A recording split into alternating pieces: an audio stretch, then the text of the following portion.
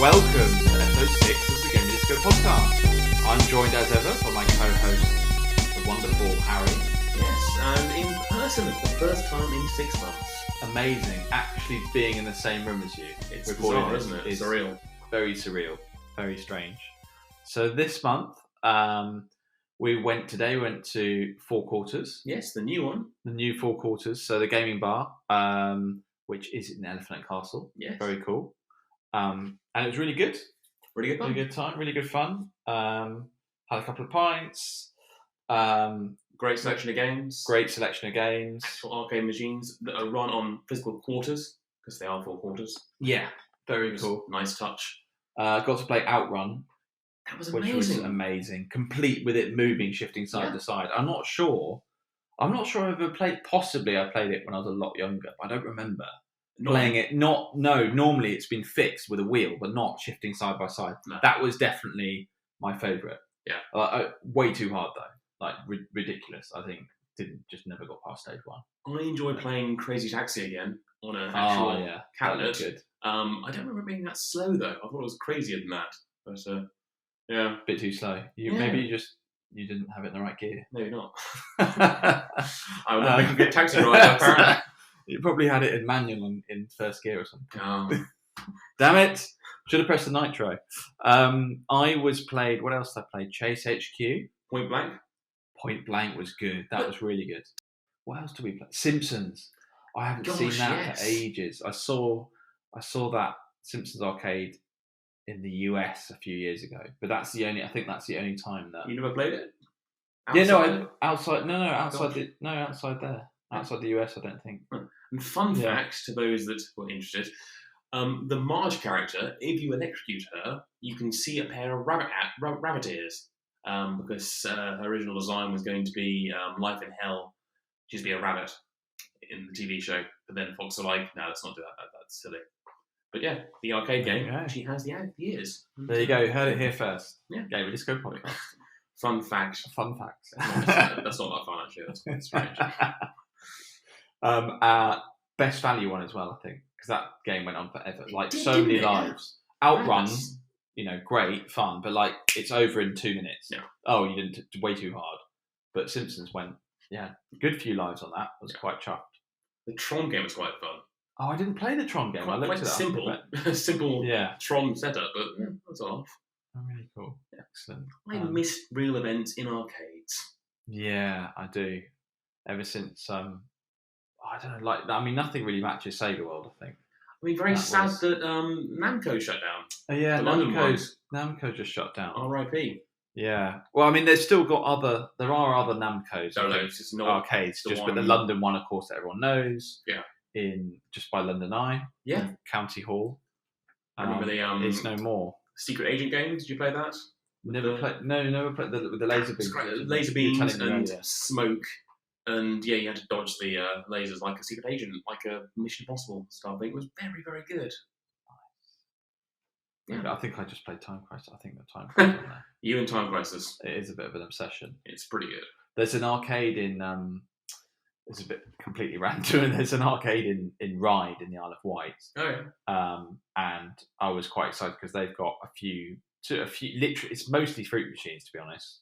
But unfortunately, as a lot of arcades are now, these days it always is. I had about 3 arcades, actual retro arcade games, old arcade games. One was Time Crisis 2, one was T2, and it was great. Except the second screen wasn't working, so you just do one player. So I was like, oh well. Well, I got to play one player. Fine for you. Better than nothing. That's good.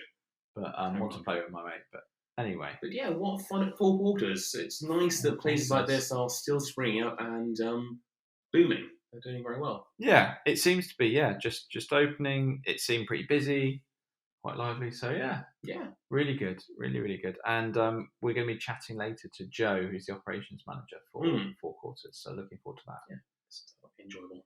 Really good. Yeah. So gaming news.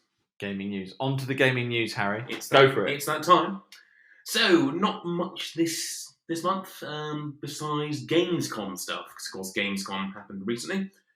Some game announcements. Marvel announced something called Marvel Midnight Suns, which is basically like a XCOM game, but with Marvel characters. Could be a laugh. There's a new Saints Row game coming out. Did you play Saints Row? Loved Saints Row, yeah. Yeah? Like a fun version of GTA.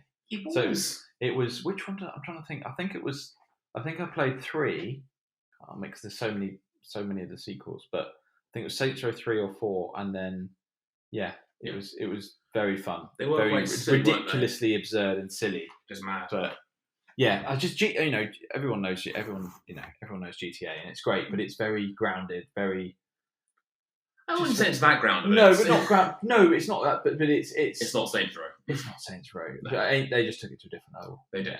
A new one of those coming February 2022. Oh, excellent. What else? Blasphemous sequels are announced, so that's coming out as well. And Dream Cycle, which is from the creator of Lara Croft, a psychological adventure where you can slash, shoot, and loot through over 10,000 worlds, apparently. Who knows? With some kind of Lara Croft character? I have no idea. I mean, maybe. Who knows? I mean, they've done Lara Croft, so yeah, maybe time to do something new, perhaps. Lara's done enough. She's had her time. She's definitely had enough games and films, There are multiple films. Was there just one Lara Croft? Well, there was the Angelina Jolie films, and then they were good. But then there was the recent Alicia Vikander one. I haven't seen that one. Is it? It's quite good, but like it got a bit too wanky and a bit bogged down with plot points set up for future sequels. Okay. Then of course the sequels didn't happen because they didn't make enough money. So, yeah, I can recommend it though. It is good fun. Other news. Speaking of films, Netflix Gaming did a soft launch in Poland, of all places. Only on Android as well. So it's basically you can play games on your phone whilst interacting with Netflix. They've released 2 sort of Stranger Things games as a sort of a litmus test. Yeah. They're starting slow, but it's exciting. I think the future's right there. If they can get that right, that'll be good fun to play. There was a Stranger Things. Have you ever played? They did a Stranger Thing. They released one on the App Store. No, I didn't. I've got it. Yeah, I played. It was quite addictive. I never really got into. I liked the first series of Stranger Things. Never got into the. I think it was on. What is it on series 3 or 4? Series 3, and then 4th one's coming out soon. I watched the first 2 and then didn't get into season 3. But they're quite similar. I just kind of lost it. Lost interest. Definitely enjoyable. It was enjoyable, but just. Yeah. I tell you what was good was the Secret Cinema did Stranger Things. Right. And for the first time they weren't showing a film, they were just literally they recreated the world of Stranger Things in real life. That was great. That's good. That was enjoyable. Did you do it? I did. Excellent. I did. Really good fun. But yeah, that's finished. I think the next one's something else. So. Bridgerton they're doing at the moment. I'm following. That's Bridgerton, the current. Which could be interesting. Which is the current Secret Cinema. And they did do Dirty Dancing, and then of course because COVID hit, so they started it. That would have been very Couldn't Dirty finish Dancing. their run. Yeah. And then they bring it back. Any other news this month? There was a bit of controversy recently. Steam came into fire for their 2-hour refund policy window.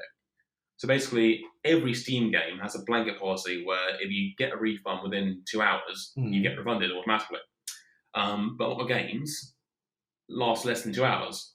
Like this one here, Summer of '58, a game by Emika Games. Game that lasts only about 90 minutes. People just got refunds straight after playing it. And she got a bit upset. And I think they're addressing that. But definitely needs to be addressed because game creators do need to be paid fairly for their work. Yeah, absolutely. I mean, even short games. Well, you need to get exactly. Yeah, need to get something. Well, they just shorten it to 30 minutes or something. Well, yeah. I mean, the refund policy, the window is there to stop someone who might have been, I don't know, scammed or hacked or whatever, or I don't know, just don't enjoy it. So, but yeah, I don't know. Half an hour. That seems fair. Half an hour seems fair, right? Yeah. There we go. Problem solved. They should have come straight to us. Straight to us. Solution right there. Gosh. Right, great. Give me some more problems, Harry. This is good. We're going through this. We are. We hadn't planned it, but that's it. Here we go. So, four quarters. Good four fun. Quarters, very good. And you definitely have worth an a interview visit. with the ops manager. And I've got an interview with the ops manager. Interesting Excellent, stuff. Joe. So that is coming up very soon. And before we do that, we should cover our Sonic Dash competition. Yes. The Sonic Dash competition. It was how many people entered? Not Sonic Rush. Oh, for God's sake. Sonic Dash. I couldn't remember. It was very hard. Was it very difficult? I think you just had it fixed in your head. It was Sonic Rush. One of those things when you think it's this and it's not. But Sonic Rush was a Sonic game for the DS back in the day. And fair enough. Yeah. So had a really high end. Drum roll. We had a really high entry. I mean, my average was about 11,000. I thought that was quite good, but no. Mine was terrible. I mean, I'm not even going to say what mine was, but it was not good. No. Pretty terrible. Fun. It's a fun game to play, but yeah, it's not my game. But Carrie, can you give me a drum roll, please, for this? The winner. You could add that and post of better. The winner of the Sonic. The winner of the Sonic Dash competition is Charlie with a high score 452,470. Well done, Charlie. Well, Charlie. That's quite impressive, actually. That's much higher than we thought bad. It would be. And Harry, tell them what they've won. They've won a Steam code. They have. Excellent. I forget what for. It's for Eldest Souls. Wonderful. Excellent. So we'll be you've emailed us, so we'll email that over to Charlie. And more competitions coming soon. So keep listening. Yeah. Keep playing. Right, over to Joe at Four Quarters. Your interview. And over to the interview. Hi, I'm here with Joe Dowling, who's the Operations Manager for Four Quarters. Hi, Joe. How are you doing? Hey, nice to meet you. You too. Pleasure to meet you too. Let's crack straight into it. I just wanted to ask how did Four Quarters start? How did it all come about? If we go back to sort of 2011, I started to sort of come up with ideas of something I'd like to do in the future, and the one idea that kept coming back to me was some sort of arcade bar. And then I ended up reaching out to a guy called Tom Humphrey, who at that time ran his own retro game-related business called Handbake Arcade, and we ended up setting up a video game shop.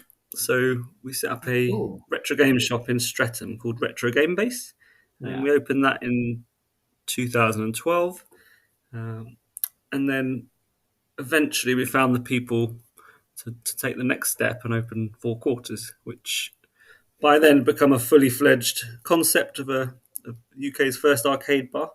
And we reached out through our socials and found a couple of people who had similar ideas. And in the end, there was actually 5 of us. And we opened Four Quarters in Peckham in 2014. Excellent. And then you had the Hackney one. Was that 2 or 3 years later? Yeah, so obviously the first one was a proof of concept. Yeah. It worked. It was a steep learning curve because none of us had really done hospitality before. Or, we had experience of a small business, but this was something quite different. So it took a few years to find our feet. But once we did, and it also coincided with Peckham really growing as a nighttime destination. Yeah, we found we were ready to take the step and open a second venue, and we found the place in Hackney Wick, and we went for it in 2017, February. Brilliant. 17. Oh, fantastic! And what was obviously you mentioned the challenges. I imagine there were quite a lot, especially as you hadn't worked, as you said, you hadn't worked in hospitality before. What were kind of the biggest stumbling blocks in the first 6 months or so? I think just a bit of naivety and just getting a new industry. Obviously, there's so much passion and excitement at the start, and you work silly hours. The first time I poured a pint professionally was the day we opened. And no way. Yes, it's just thinking back at the time. I mean, it just seems like a crazy thing to have done, but it was great fun. Can't say it didn't ruin my health a bit because being around all that booze. But first few years were a bit of a roller coaster. But yeah, challenge wise, I mean, it's just the normal sort of stuff in business, getting your head around the balancing the books and running a hospitality venue and dealing with the council and all that sort of stuff, dealing with customers, dealing with firefighting problems, anything that anyone who's run a business would understand. Sure, absolutely. I wondered if with the arcades as well, because obviously because they're older machines, is that I imagine they present their own challenges in terms of maintenance and they just kind of break down, or they absolutely do. Yeah, I mean, from every angle, there's a challenge there. So just from the sourcing of the games is hard enough. Right. But luckily, one of my business partners, Simon Dennison, he had very good contacts in that industry because, that hobby circle, I suppose, would be more apt. Because if you're just anyone trying to buy these vintage arcade machines, you're going to get jacked on eBay or whatever. There's a lot of unscrupulous operators out there who'll sell you a machine for a lot more than it's actually worth. So most of the arcade machines change hands within collectors' circles, and that's something you have to work your way into. But in terms of keeping them maintained, of course, yeah. I mean, these machines are designed to be played, but they develop a lot of faults, and finding parts is a challenge. But Tom, who I mentioned earlier, he really took on that side of the business, and now he's a full-time engineer for the business now. Oh, fantastic! Excellent. And in terms of what you've got, I presume you've got personal favourites. Which are your favourite ones? Of course. I mean, we've all got different favourites, but my tastes are a bit more eclectic, I would say. Okay. My background started off with ZX Spectrum, the old rubber key classic. Yeah. With hundreds of great games, and moved through certain consoles like NES and SNES and PlayStation. But my all-time favourite is the Commodore Amiga. Right. A big fan of Sensible Software, like Sensible World of Soccer and Cannon Fodder, probably two of my absolute favourites. Speedball 2, Bitmap Brothers, and there's just so many great games. But arcade-wise, I think my all-time favourite is probably Smash TV, which is just so much fun. Oh, Smash TV. Have you got? Is that in which venue is that in? So we've currently got Total Carnage, which isn't as good at the Elephant and Castle venue. Smash TV is over at the Hackney Wick venue, I believe. I'll have to check that out. I played it on I think it was on the Super Nintendo. Well, I mean, it's just not the same. If you've not played it on the arcade, because it's a twin-stick shooter. Yeah. I don't know if you ever played Robotron. No, I haven't played Robotron. Eugene Jarvis's twin-stick masterpiece from 1982. So it's the original twin-stick shooter. So one stick moves, one stick fires. And it just brings a level of intensity you don't really get in other games, especially on a console, because you've got joypad. It's just never quite the same. So, I mean, whereas a lot of games do translate well to home computers, that one, you need to have the experience. I definitely will have to check that out. Excellent. Can you tell me, Joe, what the favourite games of your partners are?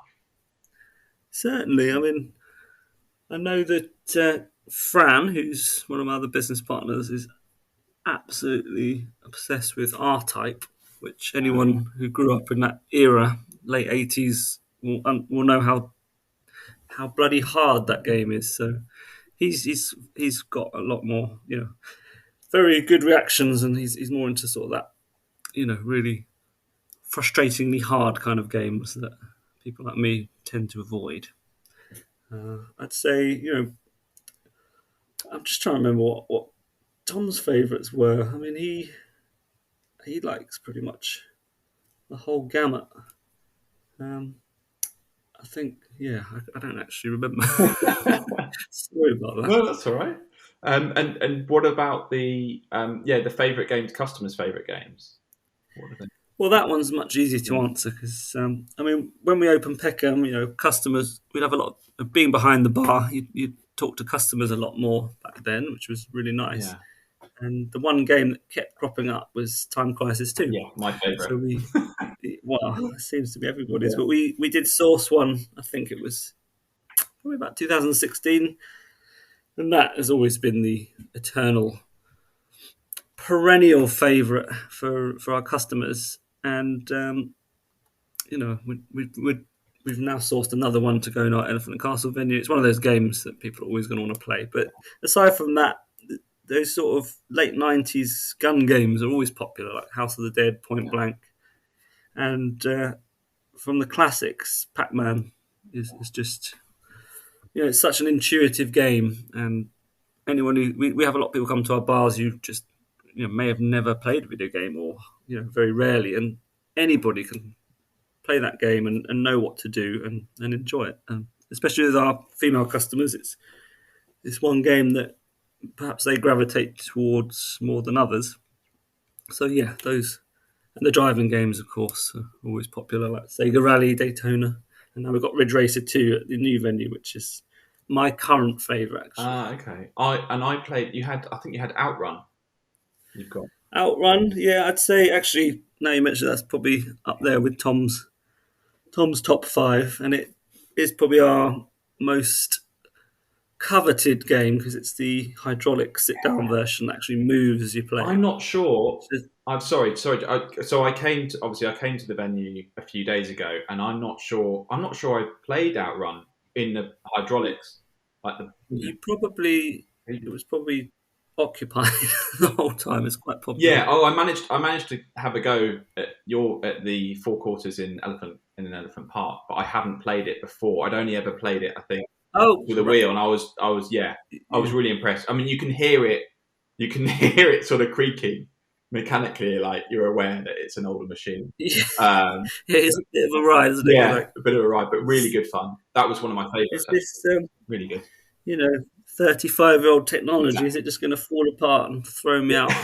But, no, that game's actually got a bit of a story because it's one of the few, if perhaps the only one we've picked up at an auction. Oh. We bought it from an auction in Northern Ireland and had it shipped over. Okay. And then that was a restoration project, so that's definitely the most valuable machine we own. Wow. How long did it take to restore?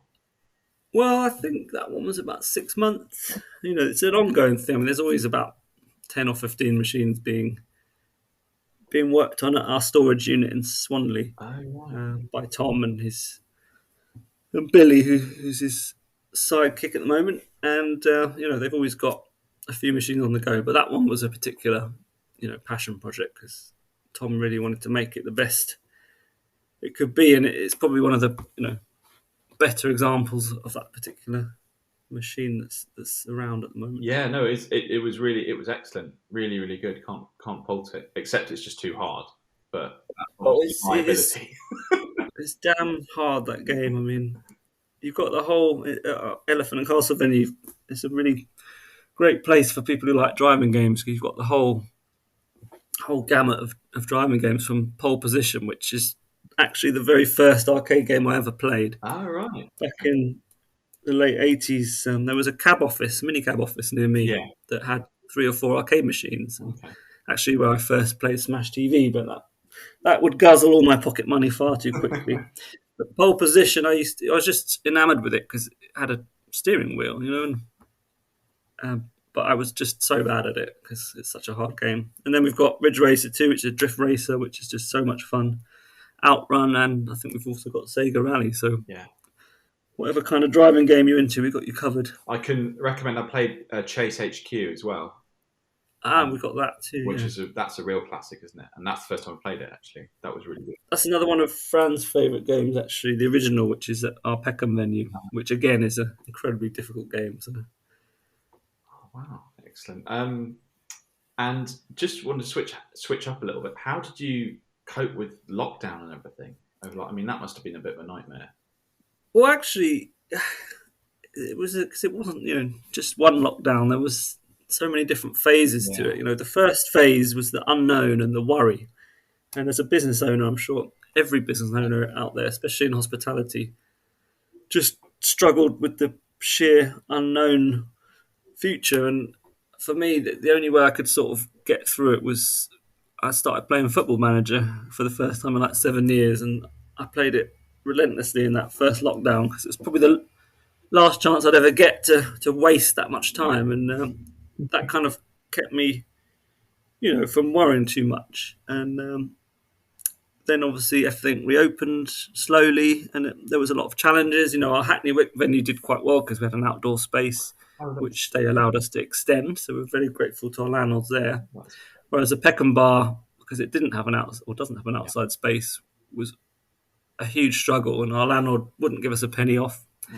And then obviously the second lockdown happened, around Christmas, and this time I managed to just sort of let go, say whatever's going to happen is going to happen. Right. And I started creative writing, so I actually wrote a novel and some short stories, and that got me through that second lockdown, which was, it's kind of, when you look back at it, it was actually quite a good time because you didn't have day-to-day pressure of work, and I managed to do 5 or 6 hours a day on something that was a passion of mine. So, quite in a weird way, it wasn't so bad. But then there was always that fear, would trade ever return to normal? But things seem to have headed in the right direction now. Oh, that's good. I mean, you obviously just opened the Elephant and Park venue that only opened a month ago, basically. Yeah, well, I mean, it's only a couple of weeks, so that should have actually opened in October of last year. Right. And then the next date was May, but obviously due to corona factors, that got pushed back to eventually August. But, it's hit the ground running, and Peckham's slowly recovered and is almost back to how it used to trade. So, things are definitely that's good. About as good as we could have hoped.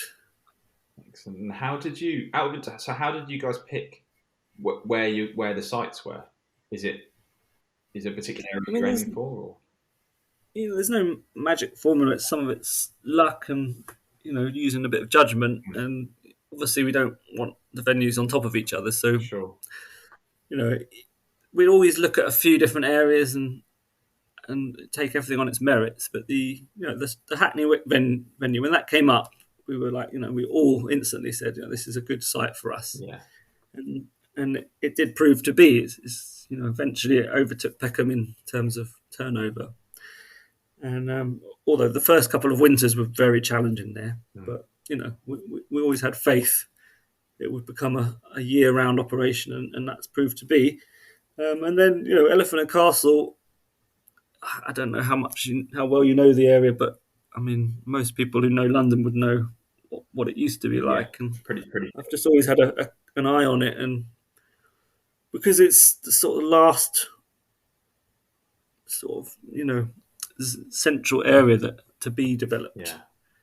It seemed like, and there's so much such good transport links and a university there, and so many residents now. It just seemed like the right place for us, with bearing all the factors in mind. It's a neighbourhood, but it's got good transport links and all that. So that's what we look for. Is does it have a good residential catchment? Is it reasonably easy to get to, and that sort of thing? For those people who've yet to visit the Elephant and Castle Four Quarters, it's really fantastic. It's in Elephant Park, and there's development with this lovely kind of green space in the middle, and then you've got restaurants and some bars. It's a really good place to go, actually, and it's really close. Yeah, that's it. I mean, we're tucked away a little bit because that end where we are on Ash Avenue is currently a bit of a dead end, but it will eventually be a full cut through, and it is a nice area now. And anyone who remembers the Haygate estate, you probably would never have thought you'd say that. But I'm aware of issues around gentrification and social cleansing and all that, and that's a wider conversation. Yeah, it's not not a conversation for the podcast, but I'm with you on that. But it is, the landlords have done a great job of engaging various communities around there, and it is a really nice mix of traders, and they've got very specific ideas of how everything should look, and the place has got a very cohesive feel to it, I think. And when it's fully complete, it will be a real destination. It's a proper town centre they're building there. So, when everything comes together in a few years, I think it will be one of the sort of socialising destinations in London, and especially the amount of residents who they've brought in too. So I'm very optimistic it'll be a good area for us. Excellent. Oh, cool. I wondered, did you ever look at Tooting at all? Well, I'm from out that way, so I grew up in Worcester Park, which is near Sutton, right, which is just down.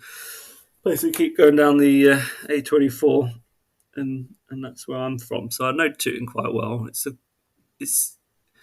I think the reason we never looked at Tooting was because it's completely tied up with Antic, who are a pub group. Ah, yes. That's their heartland. Right. And, we just thought it's quite difficult to compete with them around there. But times have changed, and it's an area I would definitely look at again. I mean, I would feel in the future. I mean, I know obviously Antic have a lot of the venues in that area because some great pubs, but I feel you've got a different proposition because they are like the Antelope, which is a popular local in Tooting. They're pubs first and foremost. It's about beer and drinks, and you're first and foremost, I feel, like a mecca for anyone who loves computer games. Well, there is that. I mean, our mantra is bar first, game second. Right, okay. So contrary to that, our bars have to be a place that people would like to go and drink who maybe don't even care for games or play them a little bit and then have a drink. Because other operators work the other way around, and for us, it's all our bars have to be somewhere where I personally would want to go and have a pint, even if I'm not playing a game. So, but yeah, Tooting's definitely. We did look at Balham, probably a bit too.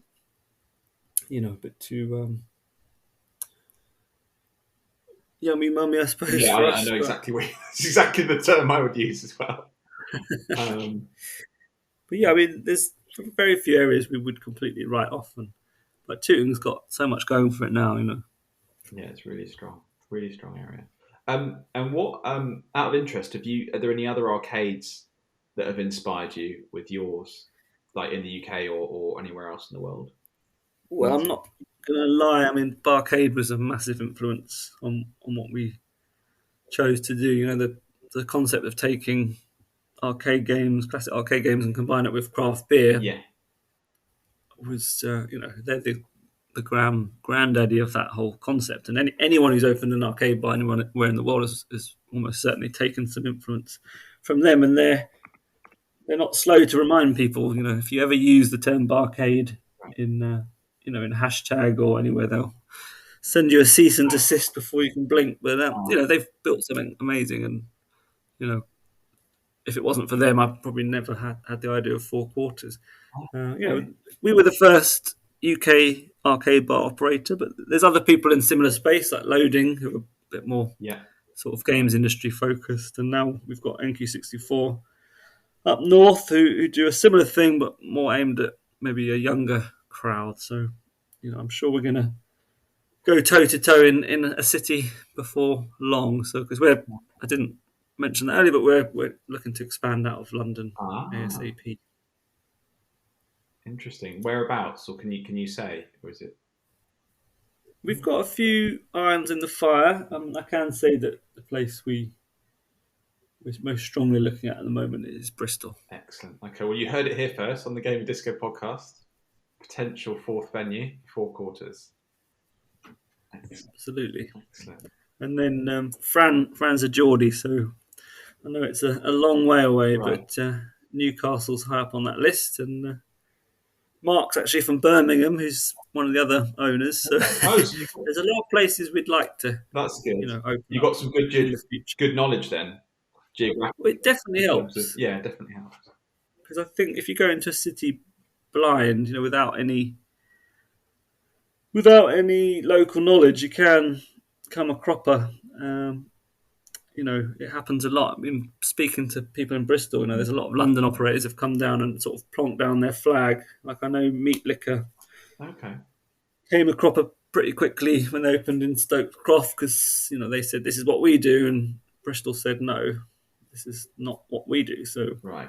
you have to understand a city, I think, and understand an area. I'm sure one day we'll make a bad choice ourselves on a venue, and I've got to say, I look at certain, even in Peckham, there's certain parts of Peckham I wouldn't open a bar just because I don't think it would be successful. So even within a local area that has a good nighttime economy, you've still got to choose the right street or the right area. Yeah, absolutely.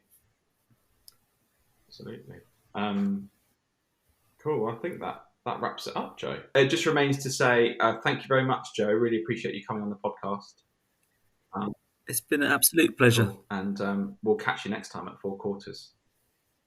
Okay, I'll be waiting by Ridge Racer 2, ready to take on all comers. That's it. All right. Cheers, Joe. Speak to you later. Bye. That was great. Thank you very much, Joe. Yeah, really good stuff. interview. Really interesting. Nice guy.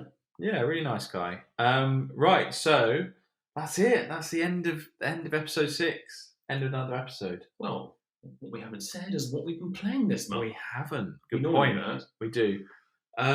Start with you, Harry. What have you been playing? So of all games, Portal 2. Oh, like, nice. You know these games where you suddenly get nostalgia that comes out of nowhere, and you think, what? I'd like to play that again. And luckily, if you haven't sold all your games to buy a new console, then you can do that. Excellent. I like being an adult. Yeah. Oh, nice. So back in the day when you were a kid and you trade in your old console and all the games just to get some money off the new console that was coming out.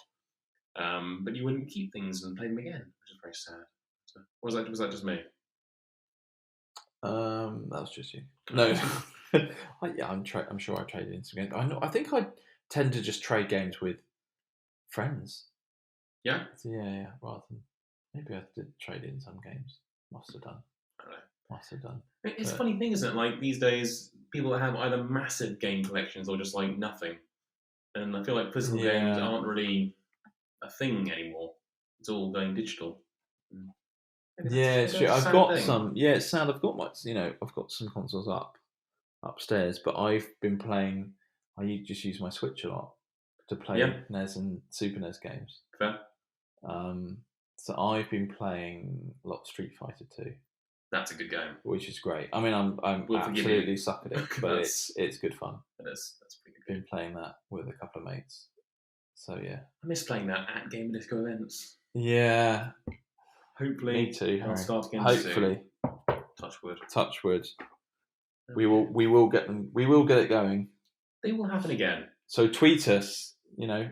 Tweet us your favourite memories of Gamerdisco. Exactly. Tweet us your favourite Gamerdisco memories, and also your favourite arcade memories. Yes. We have been talking about arcades. That makes sense. Yeah, definitely. Send it through to us, and we'll give you a shout out in the next episode. Yeah. The best ones. As ever, on all the socials, we are at Gamerdisco on Insta, on Twitter, and on Facebook. Yeah. Actually, Facebook is not at; it's just / Gamerdisco. So cool. Hopefully, thank you very much for listening, guys, as usual, and we will catch you next time. Yeah. Okay. See you later, guys.